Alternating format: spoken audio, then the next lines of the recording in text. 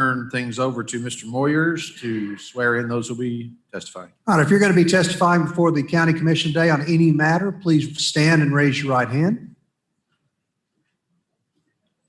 Do you solemnly swear or affirm the testimony you're going to give today will be the truth, the whole truth, and nothing but the truth, so help you God? I do. Very much. I do. Well, I'm asked to remind you that under Knox County Ordinance 09611-105, any person lying to or intentionally misleading the Knox County Commission, its committees, subcommittees, or any other Knox County Board or Commission authorized by a county ordinance or state statute, while testifying as a witness under oath, shall be guilty of the offense of civil perjury. Each such offense shall be punishable by a fine of $500. Thank you, Mr. Moyers. Commissioners, 2 reminders. One is item 51 has been withdrawn. The applicant requested withdrawal of that item well within the deadline. Also, the applicant in item 52 requested, sent a rather late request to appear by Zoom. I know that is the third such request we've received since I've been chair. However, the applicant is located in Dallas and was unable to make flight arrangements due to a winter storm situation in the Dallas-Fort Worth area. So I granted that request. Madam Clerk, if you will please read the first item.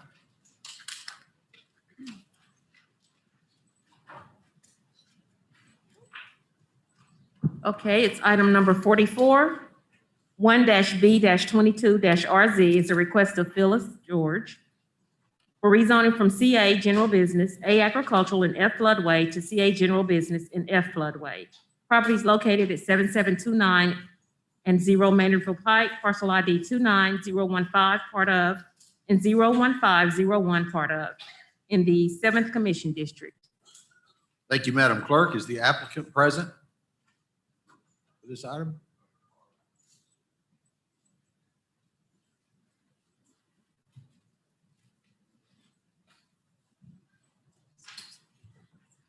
There's the applicant. Good evening. Would you please state your name and address for the record? Yes, my name is Rhonda Vineyard, and my address is 7609 Charmwood Way, Knoxville, Tennessee, 37938. Thank you, Ms. Vineyard. Is there any opposition to this item? Ms. Brooks? Planning Commission recommends that County Commission approve CA General Business and Floodway zoning because it is an extension of CA zoning and is consistent with the existing development along Maynardville Pike by a vote of 11-0 consent. Thank you, Ms. Brooks. Are there any questions for the applicant? Seeing none, the chair will look for a motion. Thank you, Mr. Chair. I'd like to request the zoning of CA be applied to this. Have a motion to approve the CA zoning by Commissioner Bustler with a second by Commissioner Durrett. This is per the recommendation of the Planning Commission, Commissioner? Yes, sir. So it would be CA and F. Okay, is that okay with the second? Any discussion? All in favor, please say aye. Aye. Any opposed? That motion carries. Thank you, Ms. Vineyard. Thank you. Madam Clerk, next item, please. Item number 45 is 1-C-22-RZ. It's a request of Robert Campbell for rezoning from A Agricultural to PR Plan Residential up to 5 dwelling units per acre located at 4608 Carroll Lane, parcel ID 2826301 in the 7th Commission District. Thank you, Madam Clerk. I see the applicant is at the podium. Yes, sir. Robert Campbell, 7523 Taggart Lane. Thank you, Mr. Campbell. Is there any opposition to this item? Seeing none, Director Brooks. Planning Commission recommends that County Commission approve RA low-density residential zoning because it's compatible with the surrounding development by a vote of 11-0 consent. Thank you, Director Brooks. Any questions for the applicant or Ms. Brooks? Chair will look for a motion. Thank you, Mr. Chair. I'd like to make a motion that we do the rezoning for RA low-density residential as per recommended. Have a motion to approve the RA low-density residential as per the recommendation of the Planning Commission. That's by Commissioner Bustler, second by Commissioner Biggs. Any further discussion? All in favor, please say aye. Aye. Any opposed? That item passes. Thank you all. Thank you, Mr. Campbell. Madam Clerk, next item, please. Number 46 is 1-D-22-RZ, request of Zara G. Bates for rezoning from RA, low-density residential, to agricultural. Properties located at 7040 Elna Marie Drive, parcel ID 61KB003 in the 8th Commission District. Thank you, Madam Clerk. Is the applicant present? Yes. Zara Bates, 6113 Evening Star, Knoxville, Tennessee. Hello, Ms. Bates. Hello, Mr. Ritchie. How are you? Is there any opposition to this item? Seeing none, Director Brooks.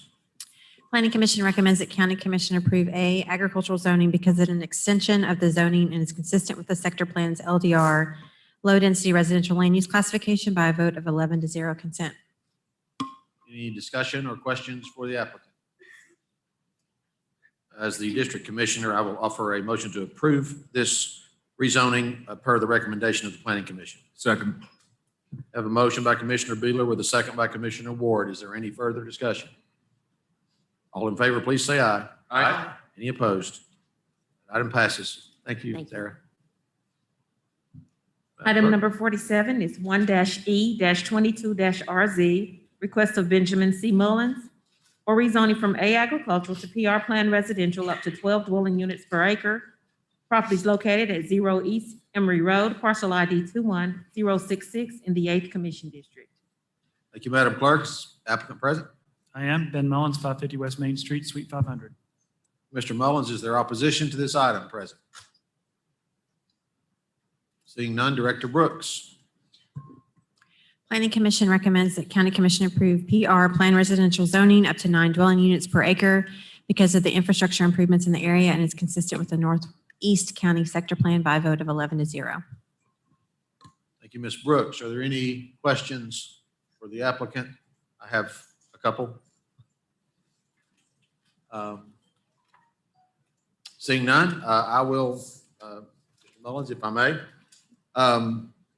This property is located near Harbison's Crossroads in the Gibbs community near Clear Springs Baptist Church. It's about a 23-acre parcel. It is in a planned growth area. It's actually in I believe, a town center mixed use district. Is it not, Ms. Brooks? Yes. Okay. I'm certainly not against development in this area because Harbison's Crossroads is kind of the development center of the community, and I think it is appropriate for a town center. What I guess I'm concerned about is the density of 12 units per acre, or even 9 units per acre. Is there any what's planned there, Mr. Mullins? Well, right now, they have a plan for single-family residential. They, I think right now they have about 70 units planned. However, they do want to keep the request within the medium-density residential range in case those plans change. It's a large piece of property, but it is bisected by Beaver Creek. The southern portion of it really can't be developed at all, given the soil conditions and the flood areas are there at Beaver Creek. So, this mixed-use special district sector plan that was in place, when you look at the 2015 plan, it specifically said that parcels along Emory Road should be restricted to medium-density residential or office as a transition to the established residential neighborhoods adjacent to mixed-use districts. And of course, that's what Harbison Crossroads is, and that's what this property is. So they're looking at single-family residential, but since the sector plan, we're always here asking, people say, when I'm asking for a sector plan amendment, well, we should follow the sector plan. Well, the sector plan right here says, because of the changes of the conditions, this should be medium-density residential. And so that's 6 to 12, staff split it right down the middle at 9. Anywhere in that range would be acceptable to the applicant between 6 and 12 units an acre. But we are still asking for the sector plan to be followed and this be rezoned to medium density residential. Okay, thank you, Mr. Mullins. I have a couple more comments, but I want to yield to Commissioner Biggs. Thank you, Chairman Beeler. Mr. Mullins, whenever I went to church with, or not church with Richie, but there was a community church event of Gibbs community. I guess I picked the wrong wording, but while we were there at the church, there was a large group that, to my understanding, it was 3.2 units per acre at that meeting. And maybe I heard wrong, but the presenter and people that were there, and I think I saw Miss Starbuck earlier. I don't know where she was, but Miss Starbuck, actually, she asked some questions too. And if I'm wrong, correct me. But while I was there, I thought the general area they were going to was 3.2 units per acre. That's correct. That's the proposed density. There is already a concept plan use on review that's been filed with the Planning Commission with 3.2 dwelling units an acre that is in that plan. Now, that's a plan that may be approved. We don't know if it could be moved forward with that or not. So that's why we're still asking for the additional flexibility for the sector plan density and the staff's recommendation, Planning Commission's recommendation to be followed here. So you're just wanting to go to 9? Anywhere, I think because the sector plan says medium density residential, anywhere in that 6 to 12 range would be acceptable. 9 is what Planning staff recommended, and that's what Planning Commission voted for. Thank you. Yeah, so this is, oh, Commissioner Jay, go ahead. I'll yield to you, sir. Thank you, Mr. Chairman. We spend a lot of time in zoning talking about the continued report of how far behind we are in inventory and how that reduced inventory drives prices up ultimately, and how we want to condense growth to areas of high traffic or high density and amenities and infrastructure. And I guess I know this area, and I went and looked at this, and I'm trying to figure out why this wouldn't be a perfect example of where you should put more density into an area that has high infrastructure in a town center versus out there. What am I missing? Because this is in the sector plan. It's exactly for what it's supposed to be used, and it's everything almost every group wants, including the group that almost always comes up here. And Mr. Murphy is always talking about following this, and I don't see him tonight, but this just seems like exactly what we've been asking. So I'm trying to figure out what I'm missing here, because it seems exactly the formula that we look for when we want to concentrate people in an area with new schools right across the street, with sidewalks, with amenities, with all of it. So it's sort of a statement, but it's really a question of, it seems like exactly what it should be for. Commissioner Skinbaker. Thank you, Mr. Chairman. I wasn't at the meeting that was held in the church, so. It was a community meeting. Yes. And for the record, I did not go with Commissioner. I understand that. No, Just so I understand clearly, in other words, when they had the neighborhood meeting, the developer on the 23 acres said they were going to put 3.2 dwelling units per acre, which is about 73 homes. I don't believe he stated that at the meeting, but he had stated it, and it was reported at the meeting. And Okay. It was correct. And then now, on that same parcel, they want to put in over 200 homes. I don't think that's the intent with the 9 per acre. Well, 9 times 23 is 207. Agree. I think with 9, it would be multifamily. It would have to be, wouldn't it? Multifamily type development if they were to develop it at 9. I don't know if that would be the case or not, but the developer wasn't present at that meeting. So the developer didn't make any representations at that meeting one way or the other. Where the 3.2 came from is there is a pending concept plan use on review. It's already been filed with the Knox County Planning with a plan at 3.2 dwelling units an acre. That's what they intend to move forward with, and they've already started that process. But because the sector plan calls for medium density residential, and because things can change, we're asking for that sector plan to still be respected and the zoning approved by planning staff and unanimously by Planning Commission still be within that medium density residential range. But this will be heard at the upcoming Planning Commission meeting at the concept plan use on review for the 3.2 dwelling units an acre. So that's where they're moving forward. We're just asking that since the sector plan has medium density residential, that still be respected and that the work that went into that plan be honored here tonight. Commissioner Skinbaker, you still have the floor. Thank you, Mr. Chairman. So the paperwork that's already in play with Knox Planning basically is going to be scrapped if we approve the 9 No. units per acre then. That- 'Cause that's I not don't what I'm saying. understand how you want to submit a concept plan for X, but now you want Y. The request was always for medium density residential. After the medium density residential was approved, they looked at it and said, we can make 3.2 units work here. But they want me to still move forward with medium density residential because we all know sometimes plans don't go through, they change. Now, I took the oath, Mr. Moyers made me take the oath up here. There's no plans to do anything different. We're not trying to sneak one thing through or another. This was recommended by planning staff. It was approved by planning commission.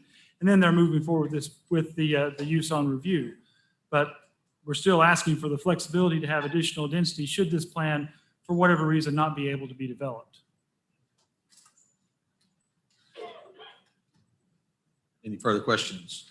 Just, can I just follow, but it seems like when they filed originally, the developer should have realized what he could or couldn't do with that property. It just seems like you've already got them working on the concept plan, and now you want to change that. We're not trying to change anything. I'm prepared to offer a motion after a couple of comments, but I'm going to yield to Commissioner Ward first. I agree with Commissioner Jay on this one. And honestly, I wish it was 12 units an acre because right now we have a housing crisis. And like Commissioner Jay said, this is exactly what we were planning on doing, is creating density in these town center areas. And I wish they weren't doing 3.5 or 3.2, whatever their plan is. I wish they were doing 12 because we need 12 an acre, especially in that area. So that's my. Commissioner Smith. Thank you, Mr. Chairman. Yeah, I kind of worry about our land use too. If we don't use the areas that we have put into our sector plan for medium density, that just pushes everything out. That means at some point somewhere, another piece of property may have to be used as medium density.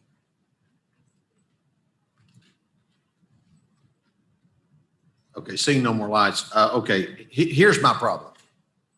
I've seen no concept plan for any kind of medium density development here. What I'm okay with for this particular parcel is single family homes. And I'm actually okay with a density of up to 4 units per acre, which to me is consistent with the neighborhood. I don't always agree with the planning commission, whether they voted to approve this or not. I speak as the commissioner for the district and a resident of the community. This parcel is located next to single-family homes and across the street from a single-family home subdivision. Everything between it and the center of the mixed-use district is commercial. So what I'm not comfortable with is giving a blank check for density that could end up in some kind of a multifamily development that the community doesn't want, isn't consistent with the community. So I'm going to offer a motion, which I think is actually acceptable to the developer, that we approve zoning to planned residential at a density of 4 units per acre. Second. Have a motion by Commissioner Beeler and a second by Commissioner Biggs. Is there any further discussion? All in favor, please say aye. Aye. Any opposed? Motion carries. Thank you, Mr. Bill. Mr. Mullins.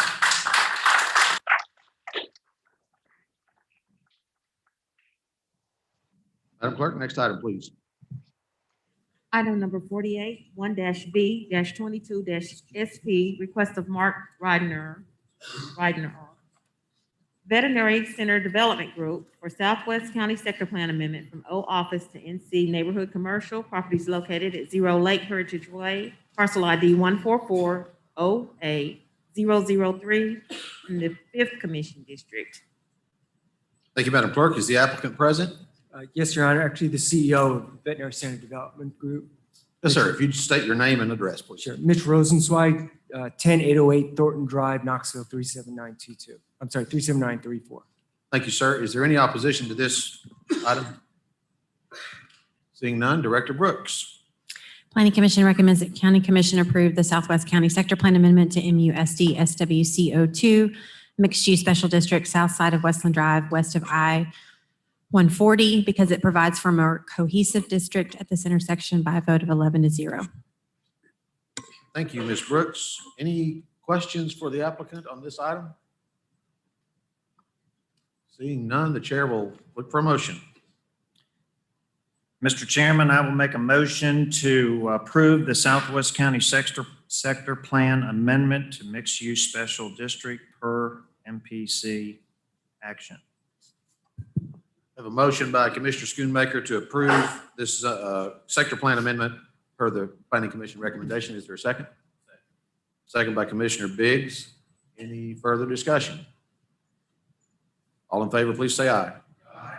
Any opposed? That sector plan amendment passes. Sir, if you'll stick around, I believe you have the next item as well. Number 49, 1-G-22-RZ is also a request of Mark Reidner Veterinary Center Development Group for rezoning from OB Office Medical and Related Services to CA General Business. And the property description is the same as the previous item. Thank you, Madam Clerk. The applicant I see is present. Sir, if you would just for the record state your name and address one more time. Mitch Rosenzweig, 10808 Thornton Drive, Knoxville, Tennessee, 37934. Thank you, sir. Is there any opposition to this item? Seeing none, Director Brooks. Planning Commission recommends that County Commission approve PC Planned Commercial Zoning because it complies with the recommended amendment to the sector plan and requires development plan review to ensure consistency with the district by a vote of 11-0. Thank you, Ms. Brooks. Any questions or discussion for the applicant or Director Brooks? Chair will look to a motion. Mr. Chairman, I make a motion to approve the Planning Commission recommendation. I have a motion by Commissioner Schoonmaker to approve per Planning Commission recommendation. Second is by Commissioner Biggs. Any discussion? All in favor, please say aye. Any opposed? That motion carries. Madam Clerk, next item, please. Item number 50 is 1-I-22-RZ, request of Stephen E. Burgeon for rezoning from PR Plan Residential to A Agricultural. Properties located at 0 Perry Road, parcel ID 84118 in the 8th Commission District. Thank you, Madam Clerk. I see the applicant is present. Hello, Steve Bergen, 4309 French Road. Thank you, Mr. Bergen. 37920. Is there any opposition to this item? Seeing none, Director Brooks. Planning Commission recommends that County Commission approve A Agricultural Zoning because it's consistent with the surrounding development by a vote of 11-0 consent. Thank you, Ms. Brooks. Any questions for the applicant? Thank you, Mr. Bergen, for putting an easy one on here, going from PR to ag. We like those in the 8th District. As the 8th District Commissioner, I move that we approve this per the recommendation of the Planning Commission. I have a motion by Commissioner Beeler, second by, I'll give this to Commissioner Bustler, heard him out the left ear. Any discussion? All those in favor, please say aye. Any opposed? Motion carries. Next item is withdrawn. Madam Clerk, please read the next one. Item 52, 1-M-22-RZ is a request of Travis Anderson for rezoning from I Industrial to CB Business and Manufacturing, located at 630 Delozer Way, parcel ID 4708306 in the 7th Commission District. Thank you, Madam Clerk. Look to our IT guys. Is the applicant with us? Good evening. Yes, my name is Chad Hagel, 190 East Stacy Road, Suite 306 in Allen, Texas, 75002. I'm the CEO of Aventine Development. Travis Anderson is a former project manager of our company who filed for the application, and I am the principal behind the developer. Thank you very much, sir. Is there any opposition to this item? Seeing none, I'll look to Director Brooks. Planning Commission recommends that County Commission approve CB Business and Manufacturing Zoning because it's consistent with the sector plan and existing development along East Emory Road by a vote of 11-0 consent. Thank you, Ms. Brooks. Any questions for the applicant? Commissioner Bustler, you have the floor, sir. Yes, sir. Mr. Hinkle, what are you planning on doing on that piece of property? I can now speak of it openly because we have filed for a building permit, so it is now public information. Our company serves as a preferred developer for Planet Fitness, which is the recognized national health and fitness chain. We're developing a Planet Fitness on the eastern half of the parcel, which is consistent with the existing zoning of that half of the parcel. The western half of the parcel is going to include a combination of retail and restaurant uses. And due to the potential food service uses on that parcel, we are seeking this rezoning in order to allow those uses, which would be inconsistent with the present zoning on that parcel. Thank you. Hearing that, I make a motion that we approve CB as per recommended by staff. I have a motion from Commissioner Bustler to approve this rezoning to CB per the recommendation of the Planning Commission. Do I have a second? Second. Second by Commissioner Biggs. Commissioner Daly, you have the floor. Is this the, thank you, Mr. Chair. Is this the old Bilo grocery store? No, to my knowledge, this parcel has never been developed. We're purchasing the parcel from the gastroenterology clinic, which is directly behind it up the hill. This has been a piece of grass for as long as I'm aware. Thank you. I go out there quite often and I see the old Bilo store being remodeled. I just wondered if that's what it was. Thank you. That's right. That is UT Medical, the one you're talking about. Yes, sir. This one's actually more toward Powell and the interstate. Mr. Biggs, did you have any questions? No. Okay. Any further discussion on this item? We have a proper motion and a second to approve this rezoning. All those in favor, please say aye. Aye. Any opposed? That item passes. Thank you, Mr. Hagel. Stay warm in Texas. Yeah, thank you, Mr. Chairman. I appreciate the accommodation. We did wake up to tornado sirens last night at 2 a.m. and we're expecting more tonight. So my family and I both thank you for your consideration. Yes, sir. Thank you. Take care. Madam Clerk, next item, please. Item number 53 is 11-E-21-RZ, request of Bennett Sharma for rezoning from A agricultural and TO technology overlay to PR plan residential and TO technology overlay up to 4 dwelling units per acre. Properties located at 2106 Schaefer Road, parcel ID 104098 in the 6th Commission District. Thank you, Madam Clerk. Is the applicant present? Good evening, everyone. Myself, Vineet Sharma, 1126 Snyder is known, and the file number is 11-E-21-RG. Thank you, sir. Is there any opposition to this item? Don't see any. Director Brooks? Planning Commission recommends that County Commission approve PR Plan Residential and TO Technology Overlay Zoning up to 3 dwelling units per acre because it is consistent with the surrounding development and the slope analysis by a vote of 14-0. Thank you, Ms. Brooks. Any questions for Mr. Sharma? Chair will look for a motion.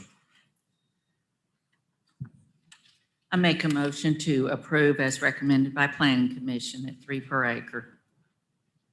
I have a motion by Commissioner Hill to approve per Planning Commission recommendation at 3 units per acre. Second by Commissioner Biggs. Any discussion? All in favor, please say aye. Aye. Any opposed? That item passes. Thank you. Sharma. Madam Clerk, next item, please. Item 54 is 12-A-21-RZ, request of estate of Carson H. Wilkerson for rezoning from A agricultural to CB business and manufacturing. Property located at 0 East Emory Road, parcel ID 4709702, part of, in the 7th Commission District. Thank you, Madam Clerk. I believe you must be the applicant, sir. If you'll state your name and address for the record, please. Yes, I'm actually Jerry Dalton, and I'm principal with Dalton Holdings. We actually purchased the property back in December, so there was some kind of overlap with the state of Carson Wilkerson actually applied for the rezoning, and the reason we're wanting to rezone, it's agricultural now, but we also own 718 East Emory Road, and which we have, we lease the property to Dalton Collision, and the reason we're wanting to rezone is to be consistent with the zoning around it. And then there's a future need for the 718 East Emory Road to use some of the property for the business over there, and that's the purpose for that. Thank you, Mr. Dalton. Is there any opposition to this item? Seeing none, I'll look to Ms. Brooks. Planning Commission recommends that County Commission approve CB business and manufacturing zoning because it is an extension of the existing CB zoning on this property and adjacent properties and consistent with the existing development along East Emory Road by a vote of 14-0. Consent. Thank you, Ms. Brooks. Any further questions or discussion from the commission? Chair will look from, sorry, Commissioner Biggs, your light is on. Yeah, Mr. Dalton, I just wanted to take a quick second to tell you thanks. You do a lot for that community out there in the Halls of Powell area. And I know you do a lot for the schools out there by donating and stuff too. I really appreciate it. So thank you. Thank you. Chair will now look to a motion. Thank you, Mr. Chair. I make a motion that we accept the zoning of CB because it is consistent out there, and I hope you do well out there too. Thank you, Mr. Bell. I have a motion to approve CB rezoning consistent with the, is that per the recommendation of, per recommendation of the Planning Commission? That's by Commissioner Bustler. Is there a second? Second by Commissioner Biggs. Any discussion? All in favor, please say aye. Any opposed? That motion passes. Thank you, Mr. Dalton. Thank you. Madam Clerk. Item number 55, 12-F-21-RZ is a request of Jason McMahon for rezoning from A agricultural to PR plan residential up to 5 dwelling units per acre. Properties located at 3911 Gordon Smith Road, parcel ID 280A9 in the 7th Commission District. Thank you, Madam Clerk. Is the applicant present? Sir, Robert Campbell, 7523 Taggart. Thank you, Mr. Campbell. Is there any opposition to this item? Yes, sir. If, sir, I'm going to have you state your name and address in just a moment. Matter of fact, you can come on down to the podium and if you would, and state your name for the record. Joel Johnson, 7824 North Freeway. Thank you, sir. Is the other gentleman want to speak? Ronnie Hodge, 7902 North Freeway, 37938. Thank you, sir. Director Brooks. Planning Commission recommends that County Commission approve RA low-density residential zoning because it is consistent with the sector plan designation for this area by a vote of 14-0. Thank you, Director Brooks. Under our rules, the applicant will first talk about what you want to do and why we should approve this, if you'd like, Mr. Campbell, and then we'll give the opposition time as well. We've asked for RA. It's a lot that we're trying to divide into 3 other lots there. So that's our intent, is to take a larger lot. I think it's a little over an acre, and put it into 3 lots. So that's our intent with this. Thank you, sir. Mr. Johnson, if you'd like to state the reasons for opposition for this. Yeah, the residents in this area is just concerned if this has to do, if it's single, we're concerned if it has to do with single family unit, like one house, single family, or does it have to do with a multiple such as duplexes? And we're concerned about that, actually what is to be built there. Thank you, sir. Sir, would you like to speak as well? Yes, my wife and I have lived in that area for 36 years, and it's progressively getting more dangerous on that particular road. There's not even enough room for 2 cars to pass there as it is. I have had a couple of accidents there with trying to get by, and somebody else had to get over off of the road just to get through there. And it's continuously getting worse, and this would just exasperate the problem tremendously, and we adamantly oppose. We would be fine with 1 to 2 dwellings. There's already 1 house there, but 5, and they've even talked about putting mobile homes on that small lot. And for us, it's unacceptable. Thank you, sir. Commissioners, any questions? Commissioner Bustler? Yes, the concern out there with some of the people out there was like placing mobile homes or something like that. Is it going to be single-family houses? Yes, sir. Mr. McMahon, that's what he does, is single-family houses. So that's always been the goal, is to put houses on there, not mobile homes. Okay, is there going to be anything that they could do to improve the traffic? You know, how to get in and out of there? we're right on the very end of Gordon Smith and Norris Freeway. So at where we're coming in, I mean, we're one business and then Norris Freeway from this piece of property. And so we will be able to get in and out because we're just going to have one access point onto Gordon Smith there. And I understand I travel Gordon Smith a lot. So I understand as you get further down Gordon Smith, it does become a lot tougher, but we're right at Norris Freeway. So you're closer to the Emory Road? Yes, sir. Thank you. Any further questions for the applicant or the opposition or Director Brooks? Chair will look for a motion. You said the density on this, Director Brooks, was what that you recommended? It'd be RA, so 10,000 square foot minimum lot sizes. And you're going to, and Robert, you're going to get to, what, three lots off of it? That's the intent, yes, sir. Okay. I make a motion that we approve this rezoning and up to, you want to put a density on it? Do we need to? No, you would need to. This is just RA. It's not plain residential. Okay, thank you. I have a motion to approve RA zoning. I assume that's consistent with the Planning Commission's vote. Commissioner Bustler? Yes. That's by Commissioner Bustler. Is there a second? Second by Commissioner Ward. Is there any discussion? All in favor, please say aye. Aye. Any opposed? That item passes. That RA zoning is approved. Madam Clerk, next item, please. Item number 56 is 11-B-21-SP, request of Thunder Mountain Properties LLC for South County Sector Plan Amendment from AG Agricultural and HP Hillside Protection to LDR, Low Density Residential, and HP Hillside Protection. Properties located at 8802 Sevierville Pike and 0 Dry Hollow Road, parcel ID 138, 274, and 270, part of, in the 9th Commission District. Thank you, Madam Clerk. Just a reminder, there are two items that affect this particular property. One is the sector plan amendment. The next is the zoning. Is the applicant present? Yes, sir. Robert Campbell, 7523 Taggart Lane. Thank you, Mr. Campbell. Is there opposition present to this item?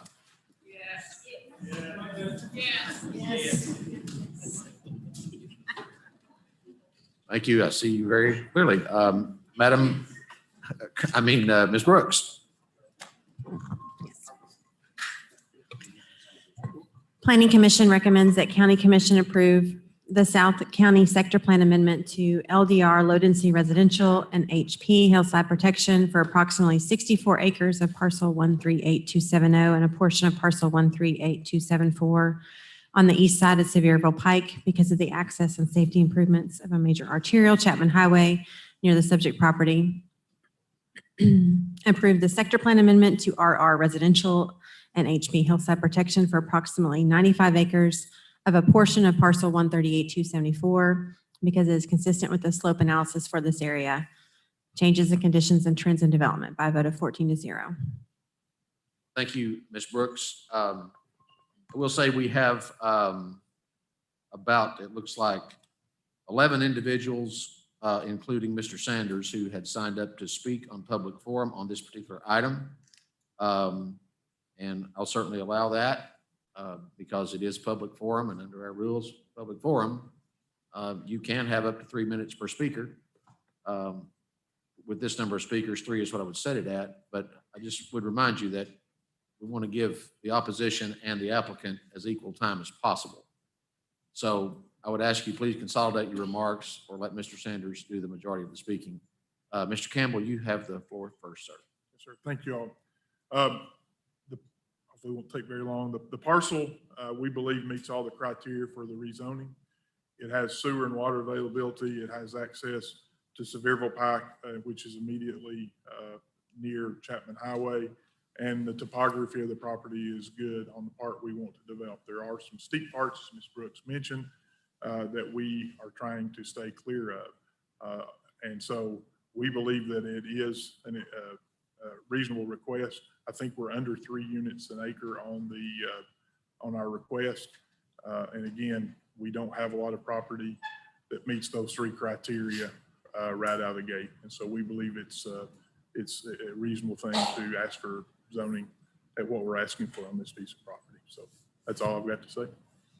Okay, thank you, Mr. Campbell. I want to have the clerk or the timer please set 10 minutes, and we'll stop it when we can. But I'll let Mr. Sanders go first. If you'll state your name and address for the record, sir. Mr. Chairman, Yes, sir. I spoke by email with Daniel. And I did tell Daniel I would give him 15 minutes. I want him to have. 15 minutes is more than fine. Yeah. Yes, sir. Thank you, Mr. Daly. I want to thank Commissioner Daly for that, and I don't think we'll use that entire time, but Sure. I do thank you. Sure, 15 minutes is fine. And Mr. Campbell will have an opportunity for response and rebuttal as well. We will have multiple speakers, so I'll hand it off here in a second. Good evening, Mr. Chairman, members of commission, Daniel Sanders, Lowe, Yeager, and Brown, 900 South Gay Street, Suite 2102. I represent members of the Dry Hollow and Bays Mountain community who are opposed to this sector plan amendment and rezoning request. If you are here in opposition, please stand up. So this is the thing, right? And so in addition to those here, you have a petition with over 600 opposing signatures added to it. And so I'm going to ask the group that's here tonight, yes or no, how would you have commission vote? No. Now, I'm going to ask you to sit down and remain seated and be respectful of the commission. So last month, and Commissioner Jay and I spoke about this before the meeting. Last month, Commissioner Jay made a statement that took several people in this county by surprise. And I'm paraphrasing a little bit, but Commissioner Jay said that this county had chosen a path that is going to rely on private residential development to do infrastructure and push infrastructure, were the words he used. And so I talked with Commissioner Jay before the meeting, and I'm pleased to hear that he meant that in a lamenting way, that he couldn't bring the rest of the commission with him toward a more responsible approach to development. And so I applaud you for that, and that's the way I took it. So I'm with you, okay? And I think somebody should ask, well, why has past growth of 10% for each of the last 2 decades left us in a position where we can't pay for public infrastructure? What's happening and how did we get here? Well, study after study confirms that scattered and premature residential development doesn't pay for the additional services that are demanded by the new residents. In this state and in others, it's physical pressure imposed on local government by scattered and premature unplanned development that eventually leads to growth taxes.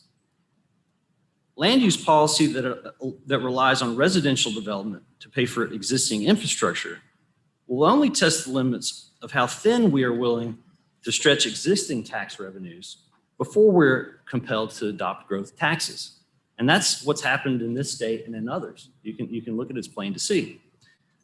So, are we on our way to a growth tax in Knox County? It's been reported that we have $28 million in our capital budget, but we have a need for $31 million for sidewalks in Hardin Valley alone.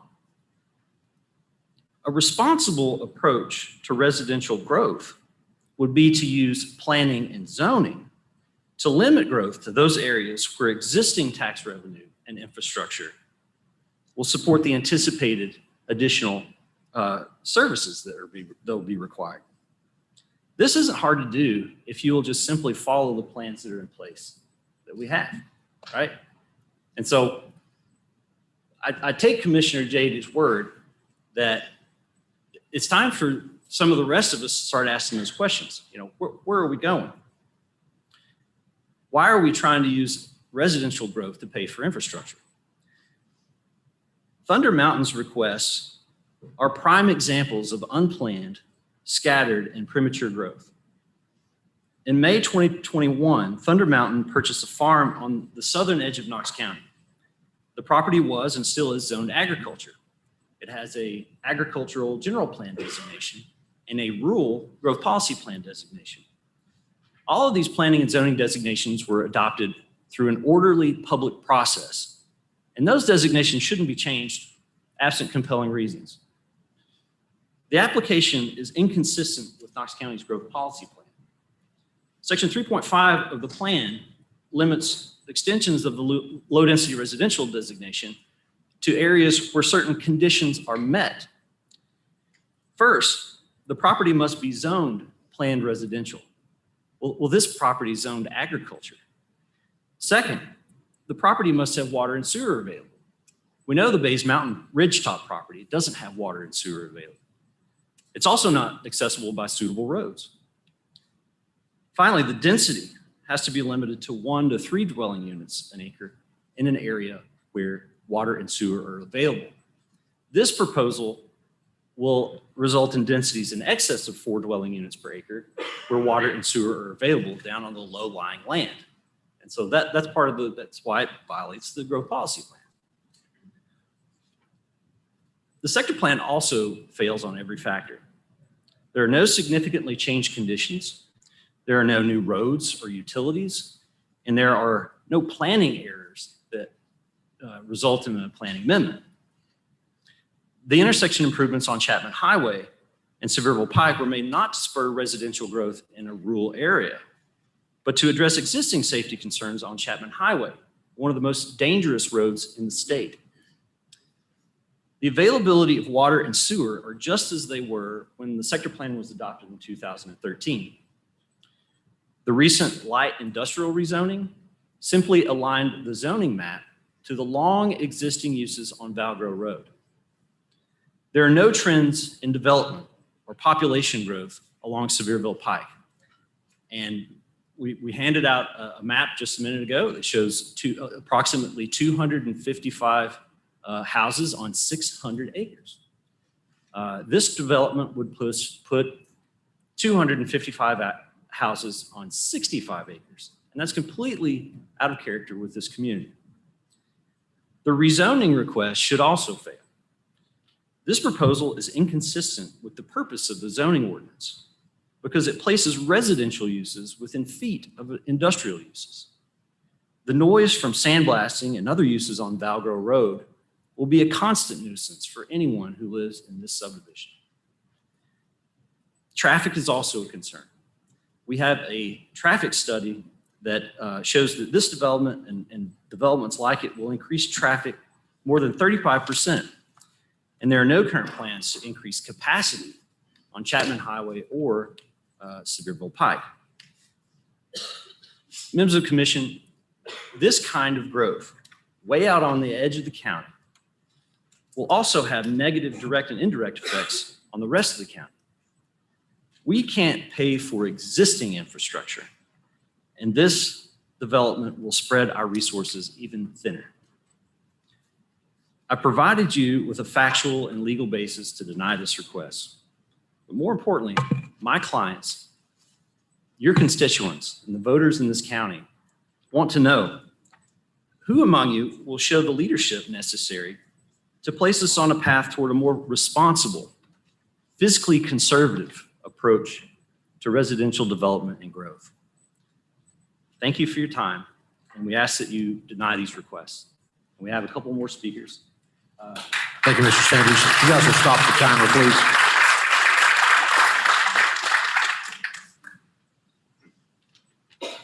Thank you, sir. If you'll state your name and county of residence, please. Brad Russell, 612 Dry Hollow Road, Knoxville, Tennessee. I will confess I've not been involved in our local government as I should have been in the past.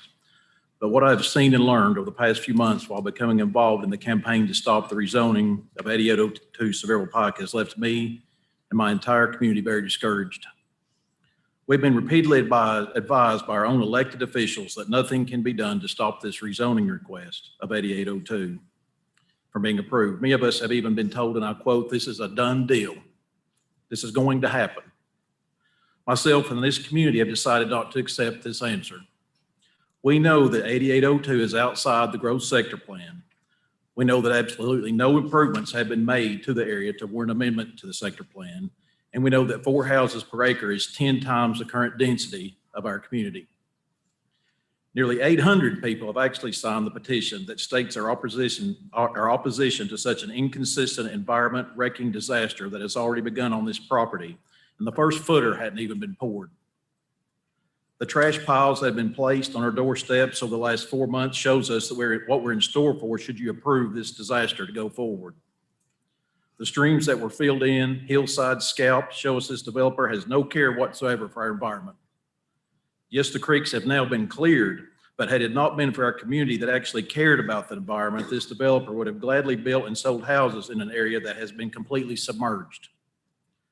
This developer continued to employ workers on this site even after they were caught and confessed to Knox County Police of vandalism on our property. We are even afraid to leave our homes unattended while Thunder Mountain employees are working on this site. Should Thunder Mountain even announce tonight that they have renewed the lease on the children's ballpark, it will only be a small glimmer of hope for our community that has lost so much to the greed of this developer. The creeks that have been cleared back out will never be the same as nature intended. Portions of caves have been filled in, burying animals alive and bats that may never be studied. Thousands of trees have been ripped up for no reason and piled up as an insult because of our opposition. Knox County Commissioners, please listen to the people who have elected you and not a couple of men who live 60 miles away from Knoxville. Please show our community that there is no such thing as done deals and that our voices are being heard. Thank you. Thank you, sir.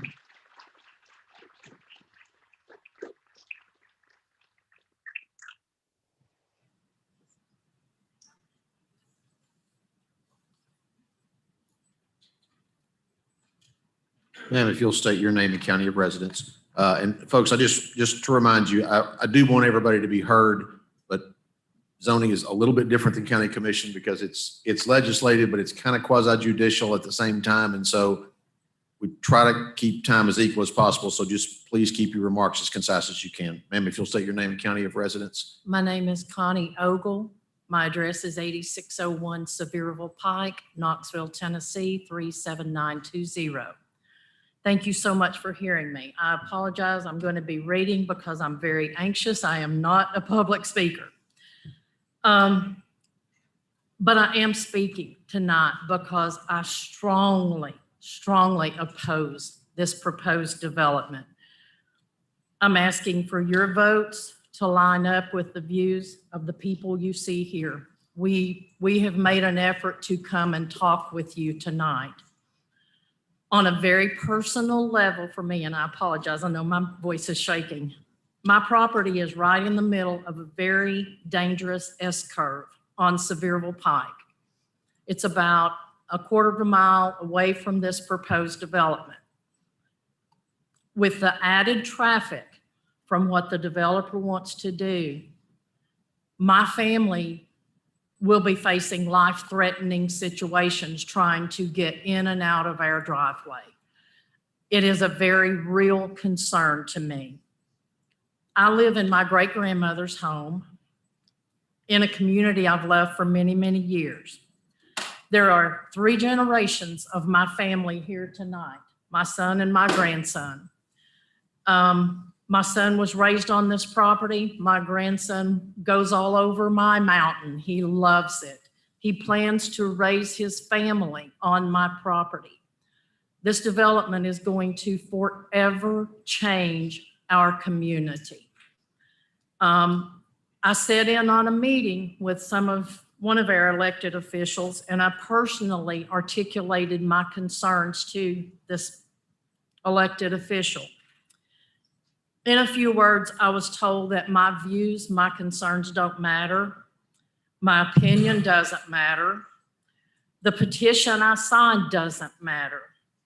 What was said is that this was a done deal and we don't matter. This was 4 months ago when this happened.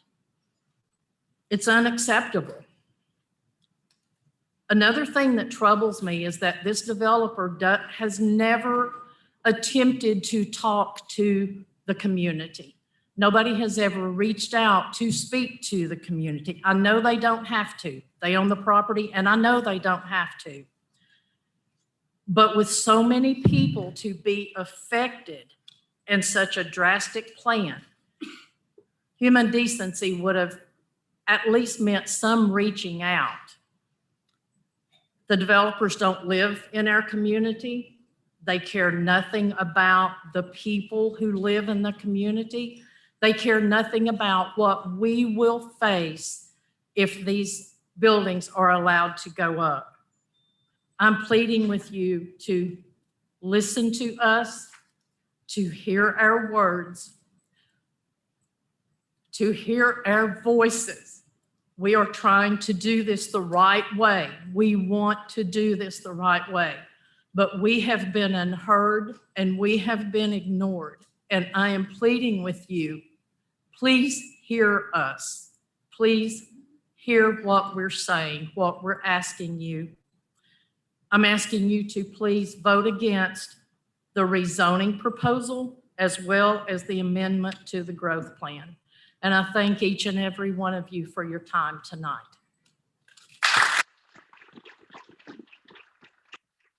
Thank you, Ms. Ogle. A couple of commissioners with their lights on. I want to give Mr. Campbell an opportunity if you want to speak, sir.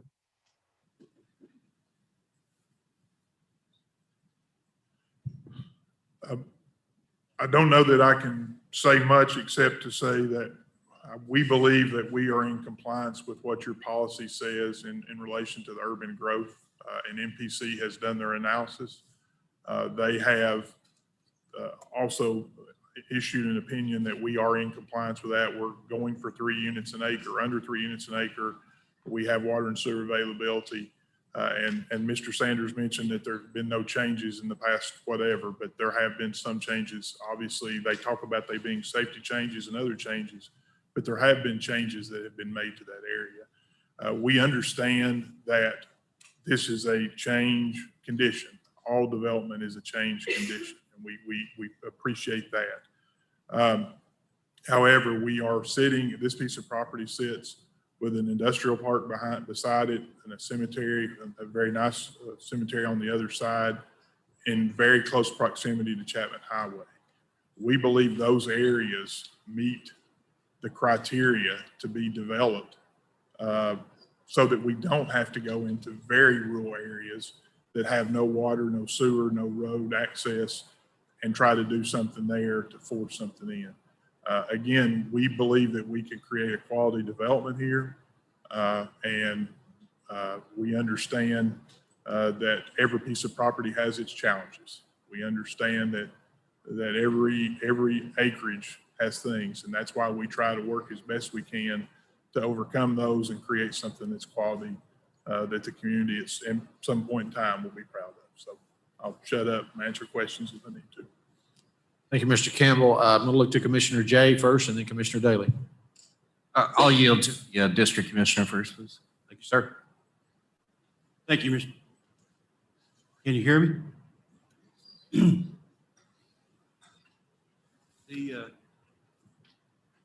I agree with Mr. Sanders about the growth plan and the sector plan.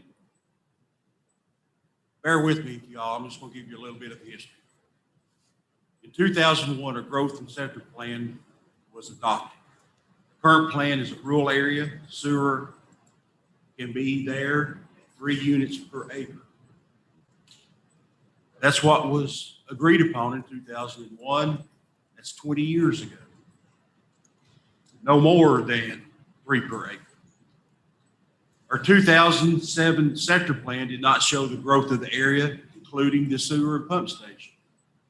In 2007, we didn't even have Mountain Grove. Mountain Grove came along and started our growth. Everybody likes Lowe's and everybody loves Food City and all this. So that's beginning to grow. We all don't want growth, but we've got to have this stuff. We've got to have these businesses. 2007, at the sector plan, it didn't show the upcoming sector, the additions. Want to go across the road? I'm not sure if it's 2007 or 2012. AT&T, Urgent Care, Starbucks, tire discounters that sold for $3 million. Unbelievable that a lot would have sold for $3 million in South Knoxville. Tire discounters did. 2012 was the last update at the sector plan, and it should have showed. I'm going to ask Director Brooks. 2017, it didn't show the sewer line there, the upgrade of the pump station, and it didn't even also show that the Val Grove Industrial Park could be expanded to an EC zone, which is an employment center, not industrial, but employment center. Is that correct? Or? Commissioner, are you referring to the 2012 sector plan? Well, that's the only one we got to go by now, Mhm. but I'm talking in 2017. If we did a 2017 sector plan, this would have been seen, or could have been seen in 2017. Possibly. With Yes. all the public meetings, everything is possible. Yes. But we did not have a sector plan in 2017. We're working off a 10-year sector plan. We have, during the, from 2012 to 2022, 10 sector plans have been asked for. 8 of those has been since 2016. That's because we don't have a 2017 sector plan in South Knoxville. It's 10 years old. I got news. There's going to be 2 more coming that I know of, and probably the 3rd one coming, that we are going to have to decide on a sector plan because we did not update it in 2007 or 17. That's not planning's fault. It's just the way things happen. Everything was so far behind with all the other studies that was happening. During the last 10 years, 2012 through 2022, some of the following has occurred. Chapman Triangle that I mentioned. We got a Starbucks, we got an urgent care, we got a tire discounter. Some of them with the variances that had to be made. We had Crestwell, we got Crestwell Landing, we got Freddy's, we got Firehouse Subs, we got AT&T, we got Sports Clips. All because we had to look at our sectors. Clark's Crossing, 2 months ago, the gentleman from Atlanta come up here, we had to do a sector plan change for the Dunkin' Donuts and right behind the Romantic Escapades because our sector plan wasn't updated. That was in November, I guess, of 2021, maybe December 2021. You remember the gentleman who drove all the way up from Atlanta. Come to that. That's Hamilton Crossing. Don't know what's going there. There's no rumors. So everybody keeps saying Texas Roadhouse, Texas Roadhouse. I'd be glad to have it. Great to have a Texas Roadhouse. But I don't know what it is. Covenant of Health across the street. We're getting enough people in South Knoxville. The Covenant of Health is coming and building a doctor's office and a rehab center. That was a sector plan change and a zoning change for Covenant Health. That happened in 2020. 2020. Thankful for this county commission. Our Seymour Volunteer Fire Department, station number 2 there. We have added $250,000 of additions, sleeping quarters and a new bay to handle any new development that's coming along. That's fantastic. Our volunteer fire department, along with this county, with the help of this county commission, has spent over $250,000 to make sure that we are protected by the fire protection. Gipton Station Estates, they're planning a phase 2. Hender's Chapel at Chapman Highway, there's new businesses going in. We got the, I don't understand it, but the storage units are, that's what we got, storage units. I'd rather see something going in besides storage units, but it must be great business because we've got a lot of storage units. Bower Field was mentioned. Since I became commissioner, I've gotten over $125,000 worth of park improvements to Bauer Field. $125,000. Yes, people were going to have ball. Kids are going to be playing ball at Bauer Field for the next 10, 20, 30 years. They're not going to lose. No matter what social media says, what you hear on rumors, we are going to be playing ball at Bauer Field. And it will be Bauer Field. Highland Ridge is on board. We're starting to build Highland Ridge. It's 164 homes. There's 100 condominiums that's coming just across the street on Chapman Highway there. These units will be sold. There's no doubt. They're going to be sold. Chapman Highway traffic flow in the new intersection, Mr. Snowden, it is said that this intersection, which is Silver River Pike, goes in Chapman Highway, south end, and it also goes at Valgrove, East Simpson, to Chapman Highway. It's been said that these are not major improvements. I'd like to hear a professional. Knox County didn't make those improvements. They were made by Tennessee Department of Transportation at the expense of several $1 million. So in my professional opinion, I would think those would constitute significant transportation improvements in the general area. Now, Valgrove Road, East Simpson, was below grade. Now that intersection is at grade. What's the significance between a below grade entrance exit and a at grade? Significant. Obviously, the line of sights are much better there. You're sitting level with the oncoming traffic.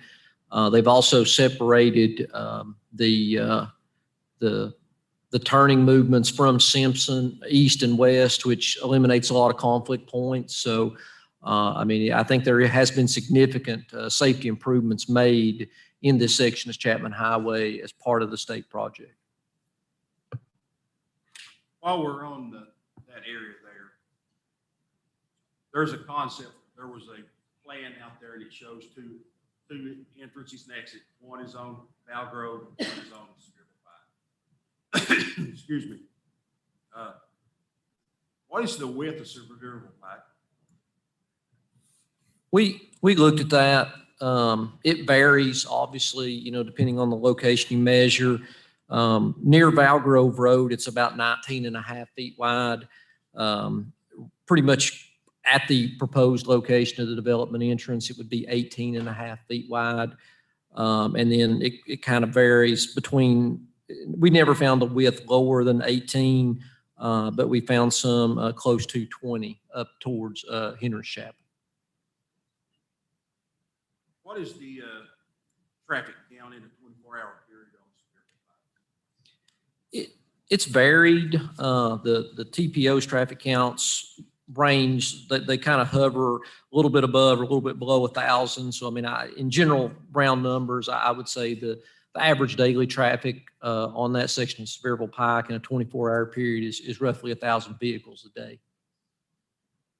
If this was to be approved at a certain number, whatever that number may be, I'm going to use 3,000 daily trips a day. Would that be adequate for Sevierville Pike? In our professional opinion, it would. That would add the background traffic of 1,000 plus the 3,000. That would add 4,000 cars to that road. It's our experience. A lot of roads, because I looked up that a road that has that same characteristic of width, Gleason Road, West Knoxville. It operates at 10,000 cars a day, and it has similar characteristics. So I think at 4,000 trips a day, this road would operate in a capacity that would be appropriate and without any major safety concerns. What is the crash data for the last 10 years? We looked at that. It falls below what, obviously, crashes in general are random in nature. Sometimes what we look for is what are causative factors, things that show trends. And so we looked at more of a rate perspective using the volume because it's more what we consider to be an accurate assessment rather than just a number, Commissioner. And it was below the statewide average. So essentially, a road of this width and this traffic is going to experience so many crashes just by random nature, and it was below that threshold. So from our perspective, we did not necessarily see the addition of the development and its trips to be detrimental to the traffic conditions in the area.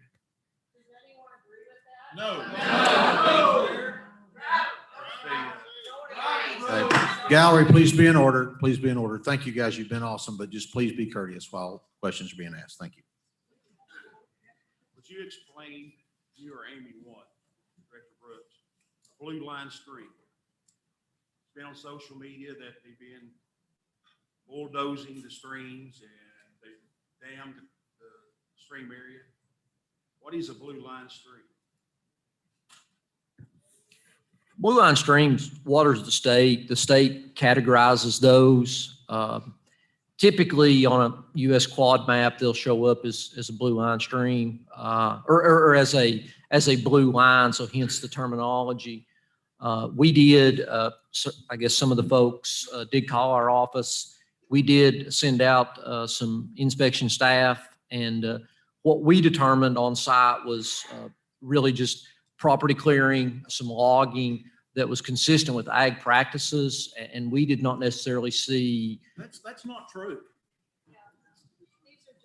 Guys, please, you're gonna have to please be in order. If you disagree with what's being said, that's okay, but please be courteous I don't want to clear the room because you guys have been amazing and you're here for a good reason, but please be courteous while discussion's going on. Thank you. My staff did not see anything that constituted the need for a grading permit. There was some clearing of fence rows, some logging, but those activities were consistent with agricultural purposes. Before anything could happen, a traffic study would have to be done by the property owner, developer, whatever. Who pays for that traffic study? The developer pays for it, and Knox County Engineering and Knoxville Planning assigned the scope. Based on the number of trips that would potentially be generated, it would fall between maybe even as much as a level 3 study. So we would be asking the developer to look at not only their entrance, but at least one other entrance, most likely the intersection of Sevierville Pike and Chapman Highway, to see if a signal was warranted or something like that. So it would be looking at at least their intersection and one off-site intersection. It was mentioned by Mr. Sanders about the infrastructure. The infrastructure for the road, sewer, electrical, and all the responsibility of the property owner, and no tax dollars will go towards a development. It has to be a county standard. That is correct. The developer has to, when he submits his plat to create the lots, he is asserting that either those utilities are there or he will provide them. At this road study, if it comes back that there's necessary road improvements either to Sevierville Pike or Val Grove, who's responsible for that? The land developer or the petitioner.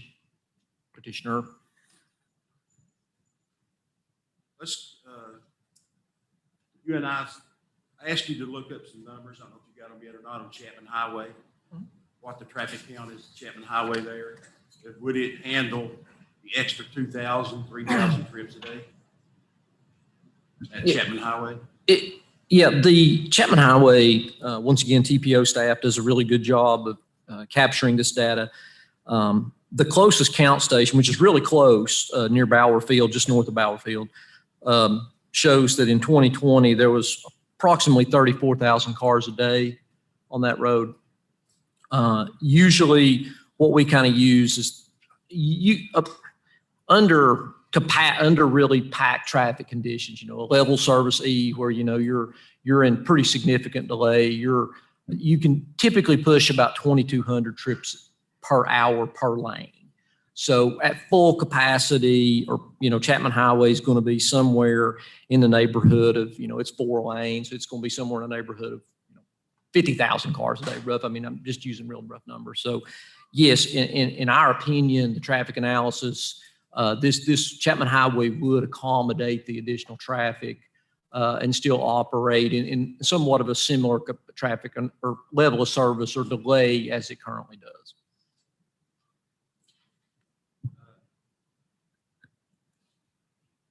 One of the things that I did see on social media that says that our schools are overcrowded, I really wish they were. So we could get another middle school or we could get another high school. They're not overcrowded. I wish they were.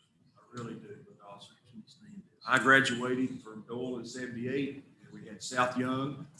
And I'd like to see it back that way where we have 2 high schools and 2 middle schools. That ain't going to happen. Not in any short time. That's not going to happen. I want to turn it over to Commissioner Jay, but I would like to chance to speak. Thank you, Commissioner. Commissioner Jay, you have the floor. Thank you, Mr. Chairman. Can I just get some clarification on a few items? This could be Ms. Brooks or Mr. Snowden. What are based on the density that's being asked for? I know that we're getting a little bit ahead because that's part 2 of this discussion, but what's the number of proposed homes based on what's being proposed or what was recommended? What was recommended? Taking into hillside protection, because it is a little confusing of part of it is this, part of it is that, part of it is something else. Yeah, so the total number of units as recommended by the Planning Commission was no more than 255 units for the total property. And that takes into factor hillside protection. Yes, so there's a distinction between the 95 acres, which is the steeper portion of the property, versus the 64 acres, which is more of the flatter portion. Got it. Okay, thank you. And Mr. Snowden, you all have inspected the site? Yes, sir. We've had land development inspection staff out there several times.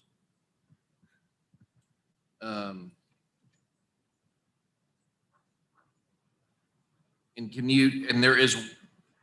there is water and sewer available. When was that made available? I don't know specifically dates of when Knox Chapman installed it, but our GIS that we share with Knox Chapman does show adequate sewer and water along Sevierville Pike currently. And are the other residents in this area on that as well? That I don't know about, sir. I'm not sure. Mr. Sanders, I'm going to just ask for you to kind of represent versus calling individuals up. Of the constituents you represent, are none of them on the water and sewer? Or are they majority? I mean, do you have this knowledge? Show of hands, who's got sewer? One. He is. Okay. Okay. I have a couple questions, so don't go anywhere. Do you have any, Mr. Snowden, do you have any understanding why Knox Chapman invested such a huge amount of infrastructure with water and sewer when the current residents are not accessing it? I mean, did they do it specifically to support future growth? I don't know specifically. I do know we worked with the development of the Valgrove, the commercial park, did have some fire supply issues. So our fire bureau did work with them and there was some installation to provide for better fire flows. But beyond that, I don't have any specifics as far as why West Knox Chapman did what they did. Okay. Mr. Sanders? Right. So I was in the room for some of that. Yes, sir. Yeah, there's not very much private, or there's private fire suppression on Valgrove Road. Here, talk more on this, sir. There's private fire suppression on Valgrove Road. My understanding that it's been, upgraded because they wanted to do some additional, occupancy permits in there. You're talking about in the industrial area. In the industrial zone, but it's a private system that doesn't have anything to do with public facilities. That is correct. And to your point about the water and sewer, it's my understanding that the church and there may be one or two other residents on the sewer, but the church installed that sewer in order to build the church. And there's a tap fee I understand there's a tap fee that you have to pay the church if you want to get on the sewer out there. So, so the sewer was installed by the church back in, I don't know, back way before the sector plan was adopted. And I don't know what date it was. But that hasn't changed since, and another point that was made earlier, there is sewer along Chapman Highway. You're going to pay the church for a tap fee. There's not water and sewer available to the Base Mountain Ridge property. The Base Mountain Ridge property doesn't have sewer available to it.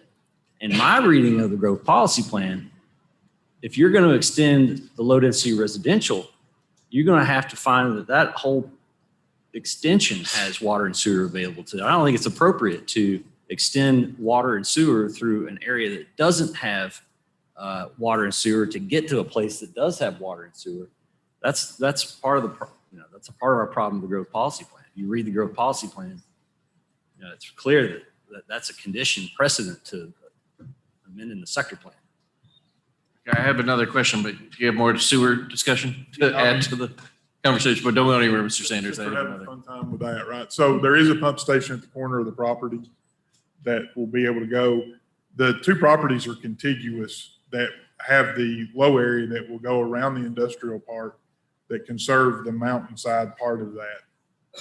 And we've already had discussions with the industrial park because they have failing septic tanks about some extension through that property into the thing. So into the our system. So if you want to get, technically sewer is still available to two contiguous properties owned by the same property owner going into both pieces of property.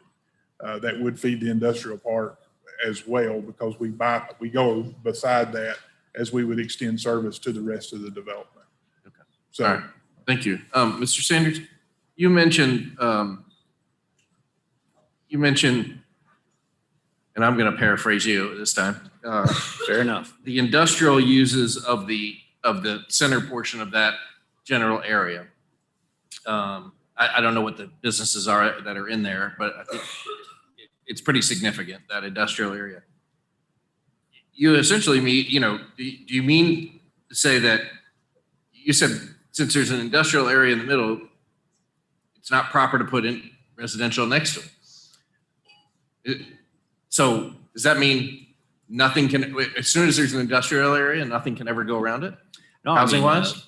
So you've seen the subdivision layout for this particular thing, and that's part of our problem with it. You're taking density from this ridgetop area and you're going to cluster it down on this 64 acres. Well, the resulting density there is it's about 4.5 dwelling units per acre. If you look at that piece of property, the residential uses are right up against the industrial zone. And, I saw a video the other day that was taken from Base Mountain Road. You can hear the sandblasting and the other noises coming off of the industrial area clear across the Base Mountain Road. So the houses are going to sit sort of jammed in between Base Mountain Road and the industrial area are going to be inundated with that. There's nothing you can do to control that. But that's a free market decision about whether somebody wants to live there, not if somebody wants to live next to an industrial area, we could pick 1,000 places in Knox County that have housing right next to an industrial site. That's their right to live there. That's not that has nothing to do with the sector plans and zoning. That's a taste police. Well, respectfully, one of the purposes of the zoning ordinance and zoning generally is to separate those sort of uses. And throughout the county, you'll see an industrial use that's next to a commercial use and then transitions into maybe a high density residential use and then a low density residential. Go to use. Beverly Road and look at industrial factory sitting right next to 3 neighborhoods. I don't think that jives. That happens everywhere. Well, in that county. It's a legislative decision. And to say that there's some sort of vague notion that there's a market, well, why not just throw the zoning out altogether? Well, that's not appropriate because you have the authority to say yes or no, this is appropriate here or not appropriate here. I'm going to yield the floor, and I have, because I do have a couple other questions, but I want to give colleagues. I just have one other question right now. Okay. Is the position of the community that nothing should ever be built there ever? Well, let your representative speak. right. So I think that they're correct, and they said that no, it's not our position that nothing should ever be built there, but they're concerned with the density, and quite frankly, they haven't had the developer reach out to them except to, bulldoze a fence line and a tree and some other things, and Carson, Commissioner Daley has been kind enough to sort of set some of those things straight, but there's never been an offer to compromise on density. The density, like I say, 4 dwelling units per acre. If you look at just the 64 acres, that's entirely inconsistent with this community. We've got densities out there that are less than a half an acre or half a dwelling unit per acre, and now you want to dump on, what's going to appear to be 4 dwelling units per acre, 4.5. Mr. Chairman, I'm going to yield, but I would like to come back towards the end of the discussion. Thank you, Commissioner Jay. Commissioner Schoonmaker. Thank you, Mr. Chairman. Both the applicant and the opposition, and I believe Commissioner Daley made a reference to the growth policy plan. What is the position of the law director's office on the growth policy plan in Knox County? Well, we have made it clear several times that in our opinion, the growth policy plan expired by its own terms in 2007 when the agreement between the city and the county expired. However, we had a meeting over the last couple of weeks with the county mayor's office. And it is the position of the executive branch of the government that we should abide by the growth policy plan during the period while we are attempting to come up with a new comprehensive plan for Knox County. And so the law director's office, Ms. Brooks, the attorney for MPC, we all decided that was going to be the position we were going to take going forward. In addition, as far as at least as far as the density is concerned, I think MPC has found that would be consistent, I think, with the growth policy plan. Am I incorrect in that? It's up to 3. That's correct. Right. So, Thank you. My next question is for Director Brooks. Could you go to our packet online there to page 8 to the map? And this might help to explain things for me a little easier. Let me know when you're there. It's the one with the blue highlights. It says page 8 of 33 in the PDF.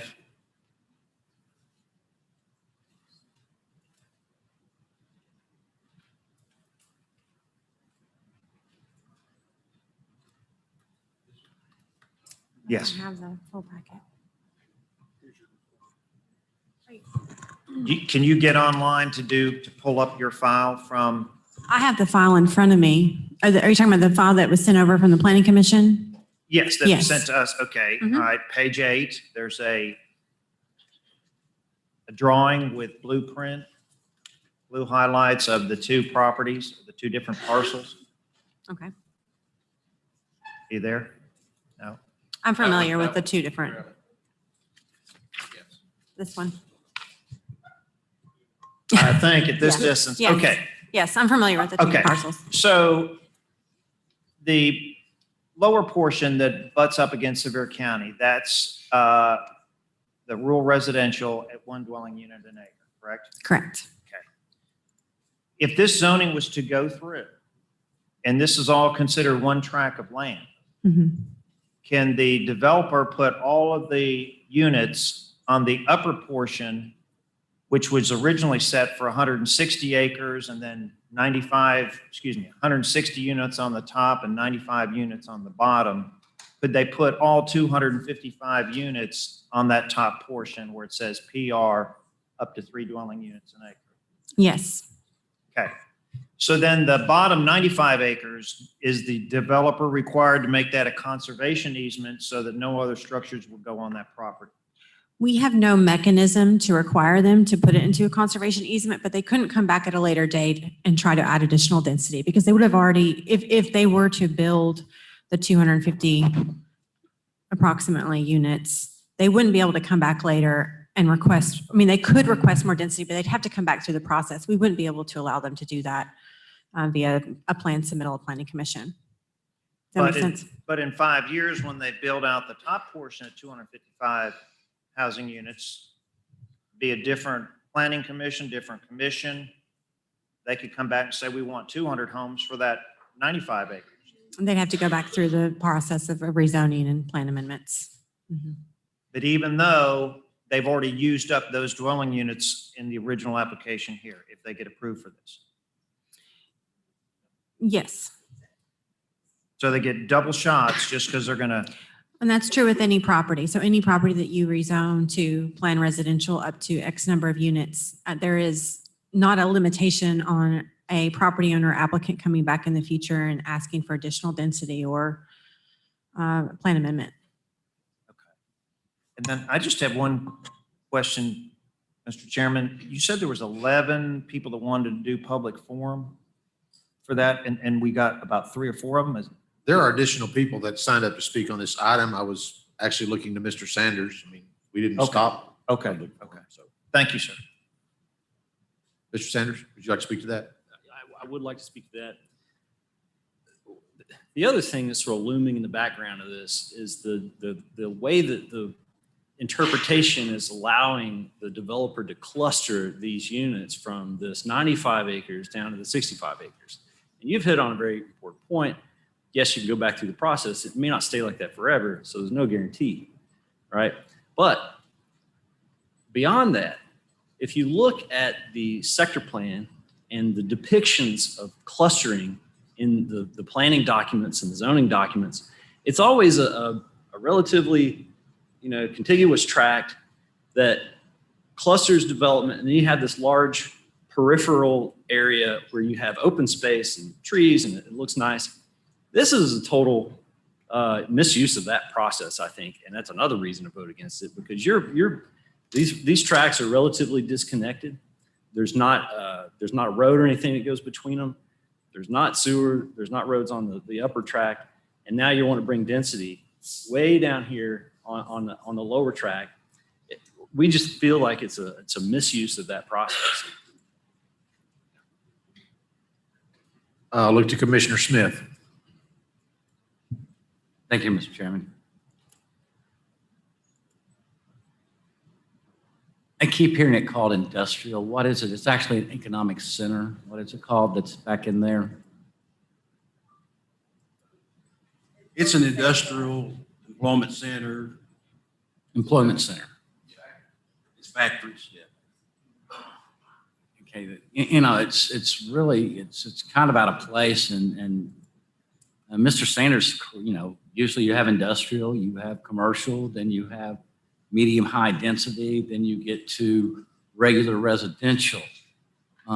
Ms. Brooks, as we go forward with our comprehensive plan, what is the possibility of what goes around this in our new plan?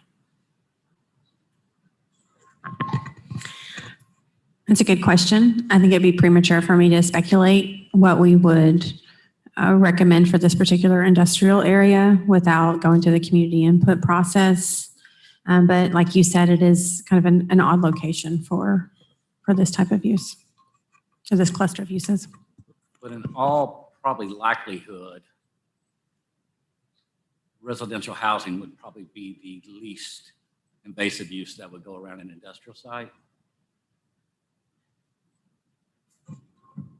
Low density residential is one of the I mean, it just depends. I mean, there's a number of factors in terms of how impactful it would be and all the items we've discussed this evening so far, which is, what is the infrastructure? Does it have sewer and water? But yes, I mean, if you're,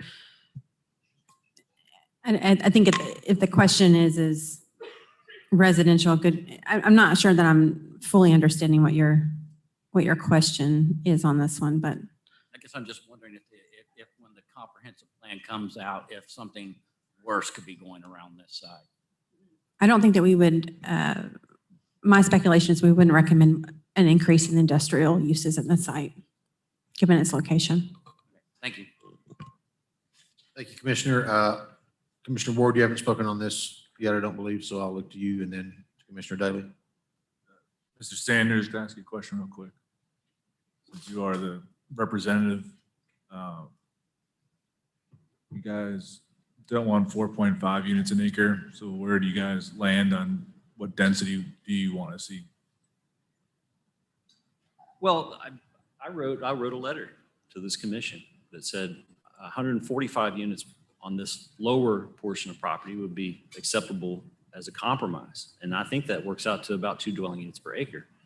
But still, I mean, that's a big change from basically the map that you all have shows 255 units on nearly 600 acres. And then we got 145 that will, more than,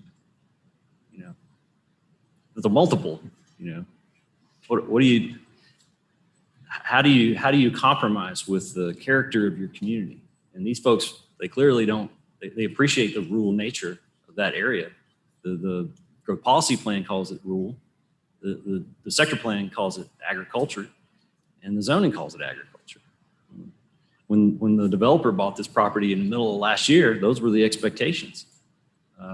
This is us turning another farm into basically a high density residential or a higher density residential development. So how do you, we put that in the letter.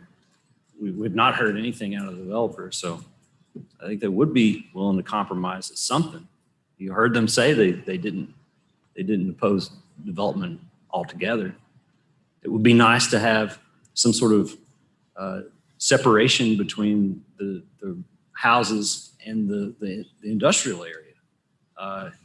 Commissioner Jay mentioned that, that's a market decision, but, usually, sometimes discretion is the better part of valor.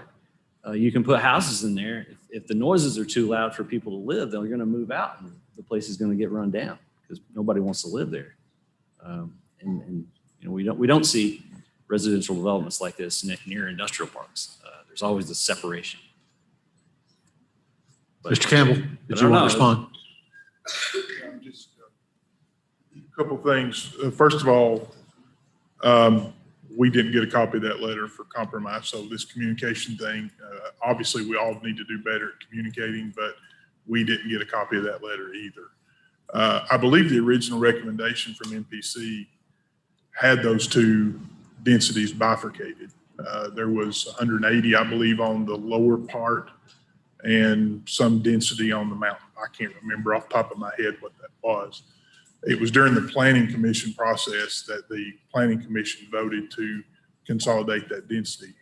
And they consolidated based on the fact that we said, we don't want to really get into the steep areas of this property. It's not environmentally correct to do that because we would be denuding a tremendous amount of area that we don't want to be into. The second thing is it's just not economically feasible to build infrastructure on top of a mountain unless you're putting some sort of multi-story chalet type thing up there.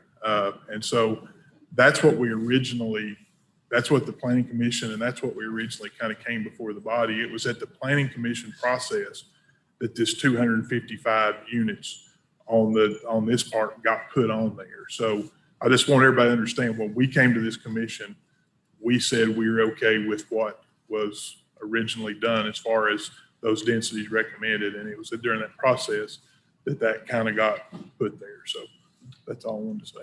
Thank you all. Thank you, Mr. Campbell. Commissioner Bustler. Thank you, Mr. Chair. I'm So looking at this property, Mr. Campbell, is this the industrial part that Mr. B.A. Bauer built out there many, many years ago? I believe it is, and actually one of his heirs is one of the part owners of that, and so I believe the reason more of that was not industrial was because he wanted to kind of not have to pay the tax burden on it by making it more industrial. Yeah. And so, and I hate to back up, and you've asked me a question, but Mr. Smith, you asked, the typical pattern of development is to go from a major intersection to something very high density commercial to something else. And so I assume that if we came back in a couple of years, the growth plan was no longer valid, that we could very legitimately ask for something that was a whole lot more onerous than what we're asking for tonight. So anyway, I'm sorry, Mr. Bustler, you had another question. I knew Mr. B.A. Bauer personally, and he was a unique man, and he got things done in a roundabout way. So he got that built out there, but he did leave all the other stuff agricultural so he wouldn't have to pay the taxes on the rest of the land. And so a problem was created there. And now we're looking at it now, and in the future, we have another problem coming up. And it is the lack of housing. And some people tell me here in Knoxville, what, we're 8,000 houses short or where we should be for people that are wanting to come into the area. And it gets to the point where the land becomes more and more expensive to use to build affordable housing for a lot of people.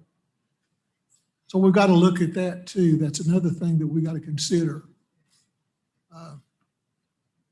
And there's a lot of people wants to live here in Tennessee, and a lot of people want to live in the Seymour area. And I don't know how we solve that problem if we start limiting housing, or we use a thing like what Mr. Bauer did to build this commercial unit here to keep people from building.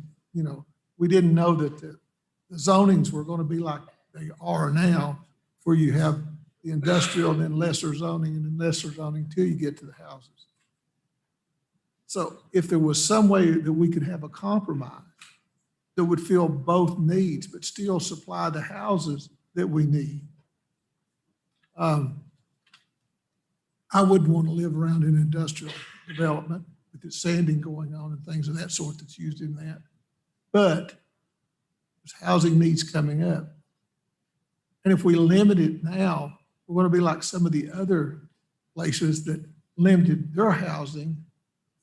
And you'll see big swatches of subdivisions cut in half with roads going through there to get people into those areas.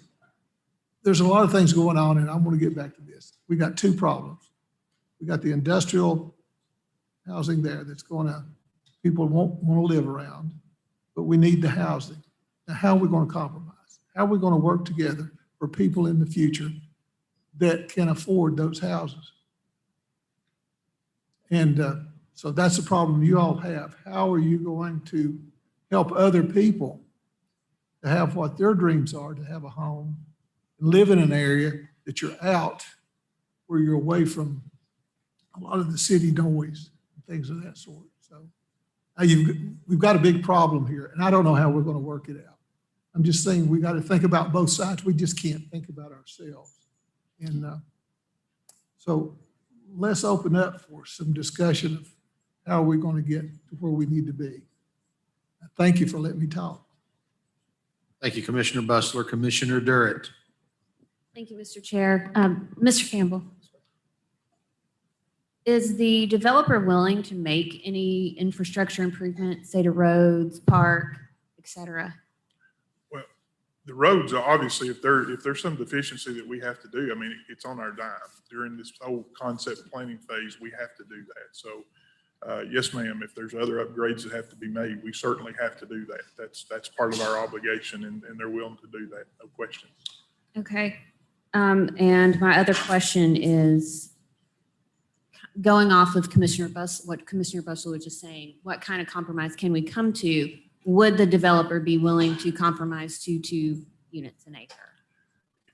I think right now, we would like to go back to what they're, I mean, if there's a compromise, I mean, we want to go back to what your professional staff had come up with before, which was, there were, I think, 180 units on this property and 75 on the hillside. I call it the hillside, but there's buildable places there. The analysis was done. They did it in a consistent way. It gets us under 3 units per acre. I think the 180 is 2.8.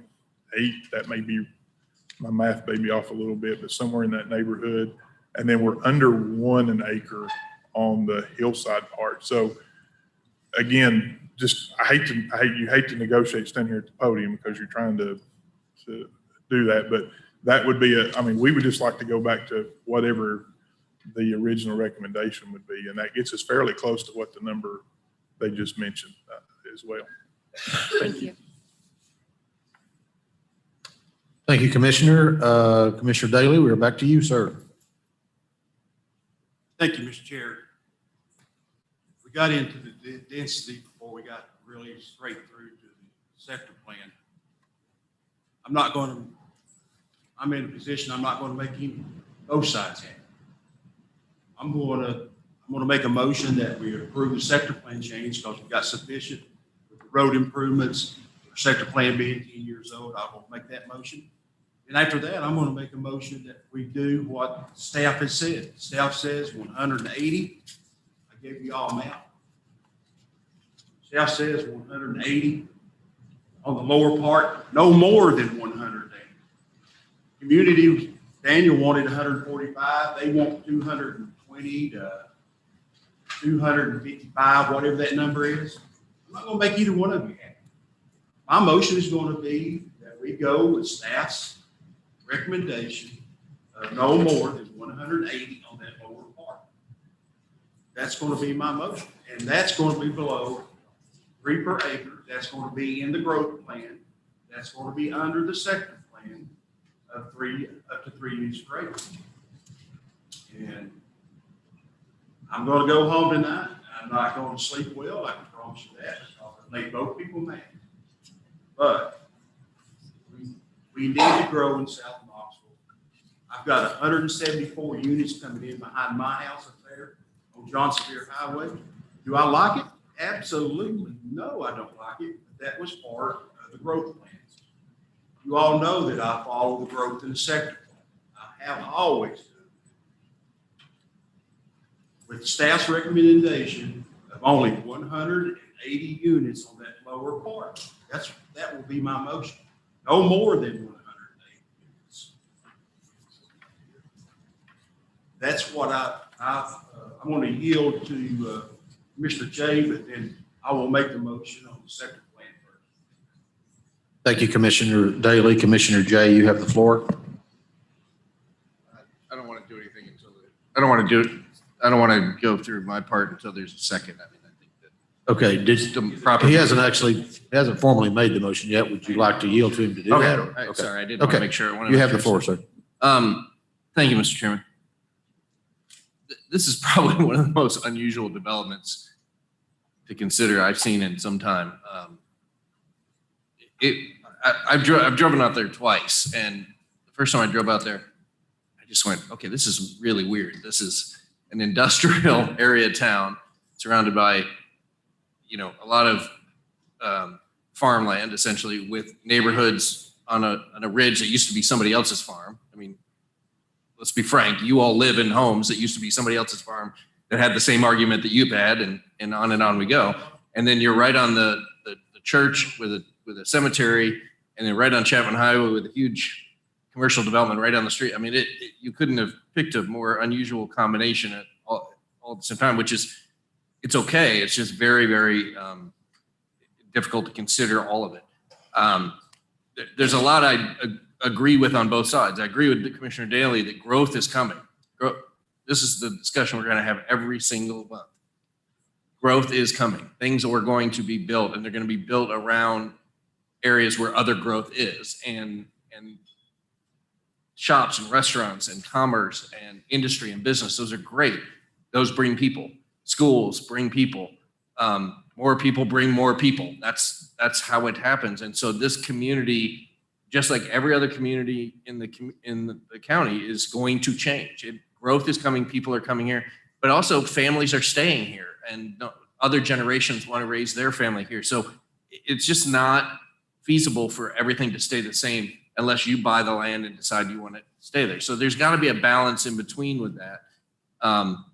It does concern me, however, that this is probably one of the first really controversial developments where the property owner and representatives have not sought out to sit down and work through some kind of compromise.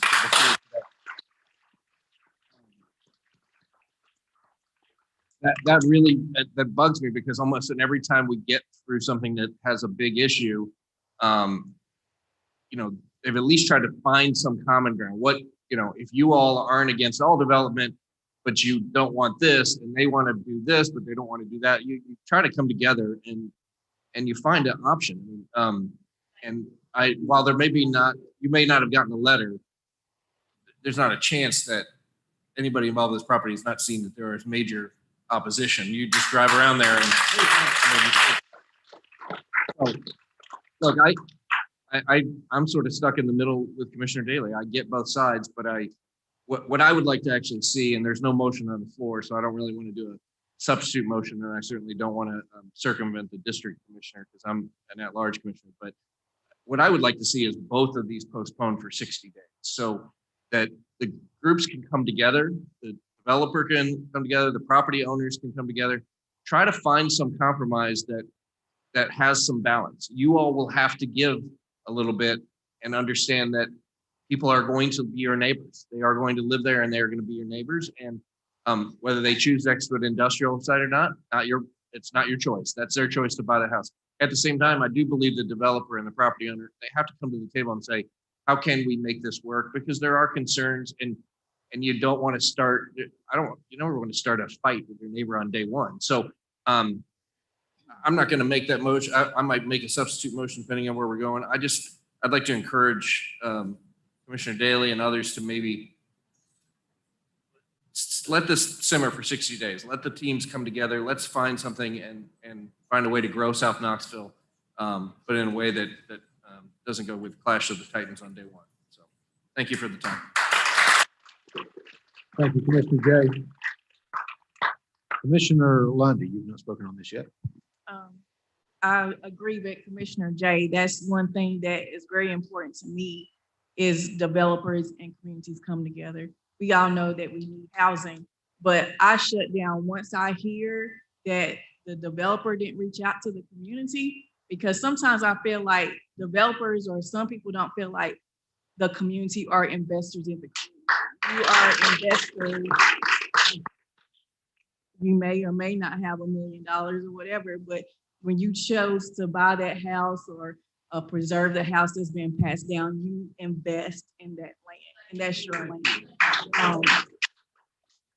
It is tough, but we then talked about this for an hour and 15 minutes, and I think we probably could have toned this down if developers respect the community and the community respect developers, because we do need housing, and that's the huge issue. But I will agree and support Commissioner Jay if he does make that motion of delaying it, because we can't go on like this. We can't do it. We can't do it. It has to stop. Thank you. Thank you, Commissioner Lundy. Mr. Daly, back to you, sir.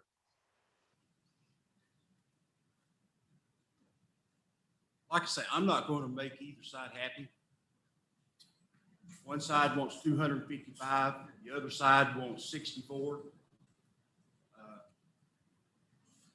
I think staff did a real good job on this one. I really do. It's within the sector plan. It's within the growth plan. It's in everything that we agreed upon. So I am going, 180, 255 down to 180 and 64 to 180. That's about a middle compromise that you're going to get. I'm going to pros that compromise. Let us talk. Daniel.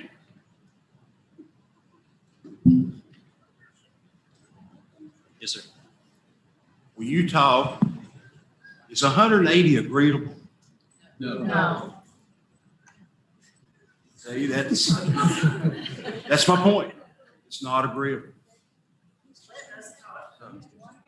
I'm going to make the motion that we amend the sector plan per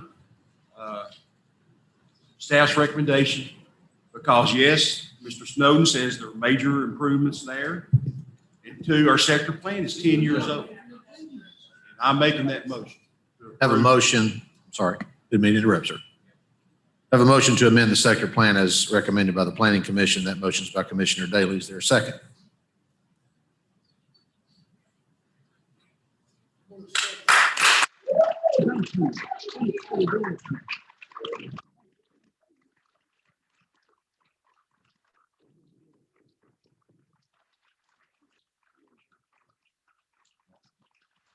Valerie, please be in order. Please be in order. Was there a second? Mr. Bustler seconded the motion. Mr. Bustler seconded the motion. Guys, you were already standing. I apologize, but he did second the motion. Is there any further discussion? I see Commissioner Jay, your light is on, sir. Thank you. I'd like to just make a substitute motion to postpone number 56 for 60 days. Second. Have a motion by Commissioner Jay. Have a motion by Commissioner Jay with a second by Commissioner Lundy to postpone item 11-B-21-SP for 60 days. It would be until the April zoning meeting. Any discussion? All in favor of the substitute motion, please say aye. Aye. Any opposed? Commissioner Daly passes. Are there any noes? Motion to postpone passes.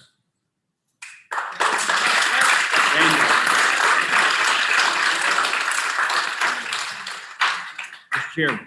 Yes. Daniel, I would like to get in touch with you and Mr. Campbell.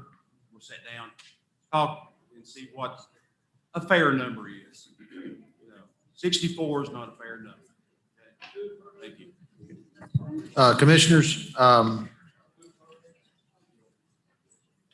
the next item is item 57, and I'll have the clerk read it into the record, but I don't believe we can take action on it until we take action on the one we just postponed.